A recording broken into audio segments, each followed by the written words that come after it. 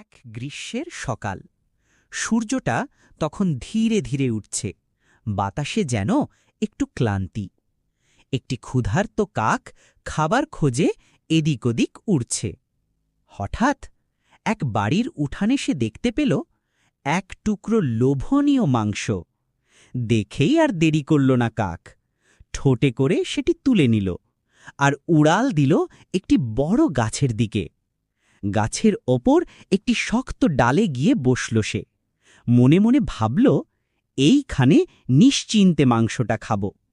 ঠিক সেই সময় গাছের নিচ দিয়ে যাচ্ছিল এক ধূর্ত শিয়াল। তার চোখ পড়ে গেল কাকের মুখে থাকা মাংসের টুকরোটায়। শিয়ালের চোখ জ্বলে উঠল লোভে, পরিকল্পনায়। সে মনে মনে বলল, এই মাংসটা আমাকে চাই। কিন্তু কাক তো সহজে দেবে না, তাহলে একটু চালাকি তো করতেই হবে। শিয়াল এবার শুরু করল তার অভিনয়। সে গাছের নিচে দাঁড়িয়ে চেঁচিয়ে বলল, ভাই কাক, তুমি দেখতে যে কি সুন্দর, কালো মসৃণ পালক, বড় দেহ, তোমার চোখ দুটি যেন মুক্তোর দানা। কাক অবাক হয়ে তাকালো। শিয়াল আরও বলল, আমি তো বলি, পাখিদের রাজা হওয়ার আসল যোগ্যতা তোমারই আছে। শুধু একটুকু জানতে চাই, তোমার গলার স্বরটাও যদি এমন সুন্দর হয়, তাহলে আজই আমি তোমাকে রাজা বলে ঘোষণা করব। এই প্রশংসায় কাকের মন একেবারে ভরে উঠল। এতটা সুন্দর কথা! সে ভাবল, গলার স্বরটাও তো দেখানো উচিত। তাই সে খুশি হয়ে মুখ খুলে ডেকে উঠল, কা কা।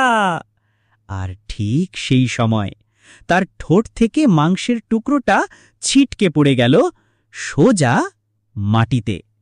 শিয়াল এক মুহূর্তও দেরি করল না, দৌড়ে গিয়ে মাংসটা মুখে পুড়ে নিয়ে পালাতে পালাতে বলল, হা, ধন্যবাদ বন্ধু কাক, তুমি যদি একটু বুদ্ধিও রাখতে শিখতে, তাহলে সত্যিই রাজা হতে পারতে।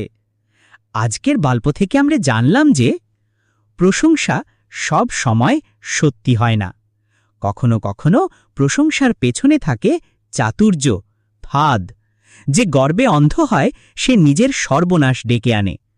সৌন্দর্য নয়, আসল গুণ হল বুদ্ধি, আর বুদ্ধি থাকলেই নিজেকে রক্ষা করা যায়।